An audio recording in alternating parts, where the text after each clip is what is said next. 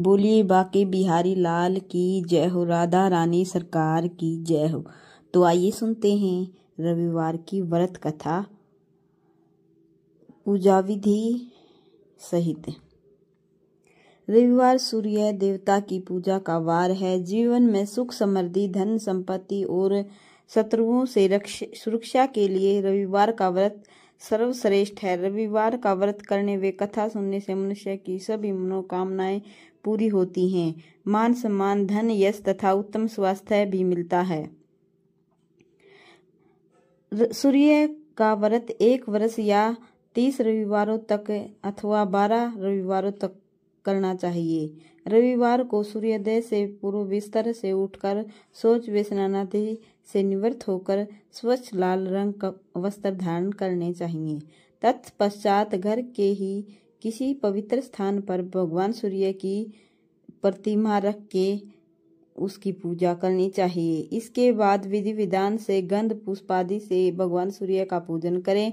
पूजन के बाद व्रत कथा सुने और आरती सुने और तत्पश्चात ओम सूर्याय नमः का सबसे आसान मंत्र है, इसका उच्चारण करना चाहिए। जप के बाद शुद्ध जल रक्त चंदन अक्षत लाल पुष्प और दुर्वा से सूर्य को अर्घ्य दे। सात्विक भोजन व फलाहार करें। भोजन में गेहूं की रोटी दलिया दूध दही घी और चीनी खाएं। रविवार के दिन नमक नहीं खाएं। फास्ट करने वाला ध्यान रखे कि नमक बिल्कुल भी ना खाए। आइए सुनते हैं व्रत कथा। प्राचीन काल में एक बुढ़िया रहती थी।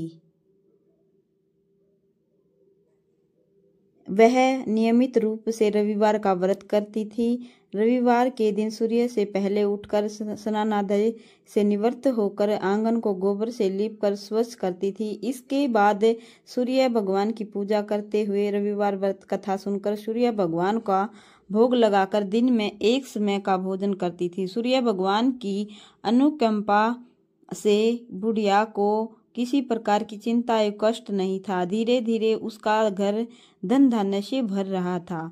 उस बुढ़िया को सुखी होते देख उसकी पड़ोसन उससे जलने लगी। बुढ़िया ने कोई गाय नहीं पाल रखी थी, अतः वह अपनी पड़ोसन के आंगन में बंधी गाय का गोबर उठाकर लाती थी। पड़ोसन ने कुछ सोचकर अपनी गाय को घर के भीतर बांध दिया।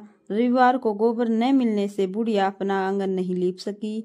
आंगन न लीप पाने के कारण उस बुढ़िया ने सूर्य भगवान को भोग नहीं लगाया और उस दिन स्वयं भी भोजन नहीं किया। सूर्यास्त होने पर बुढ़िया भूखी प्यासी सो गई। प्रातः काल सूर्योदय से पूर्व उस बुढ़िया की आंखें खुली तो वह अपने घर के आंगन में सुंदर गाय और बछड़े को देखकर हैरान हो गई। गाय को आंगन में बांधकर उसने जल्दी से उसे चारा लाकर खिलाया। पड़ोसन ने उस बुढ़िया के आंगन में बंधी सुंदर गाय और बछड़े को देखा तो वह उससे और अधिक जलने लगी। तभी गाय ने सोने का गोबर कर दिया। गोबर को देखते ही पड़ोसन की आंखें फट गई। पड़ोसन ने उस बुढ़िया को आसपास न पाकर तुरंत उस गोबर को उठाया और अपने घर ले गई तथा अपने गाय का गोबर वहां रख गई। सोने के गोबर से पड़ोसन कुछ ही दिनों में धनवान हो गई। गोबर गाय प्रतिदिन सूर्योदय से पूर्व सोने का गोबर किया करती थी। बुढ़िया के उठने के पहले पड़ोसन उस गोबर को गायब उठाकर ले जाती थी।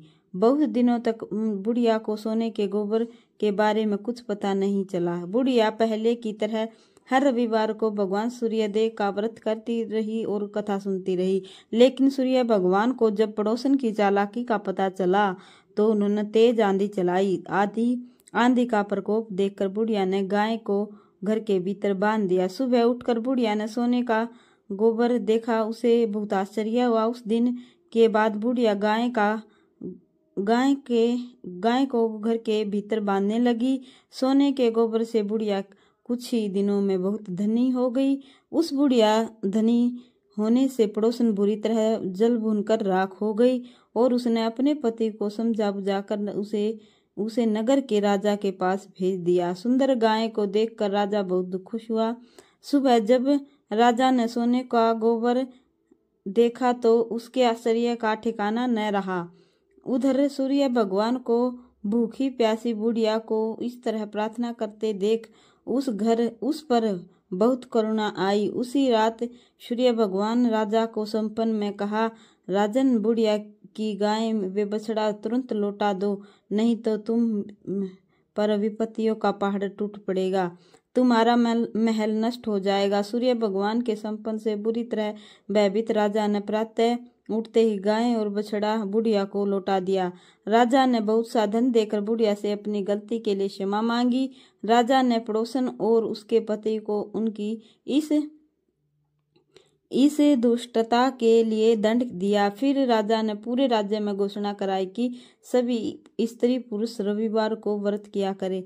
रविवार का व्रत करने से सभी लोगों के घर धन धान्य से भर गए। राजतय में चारों ओर खुशहाली छा गई।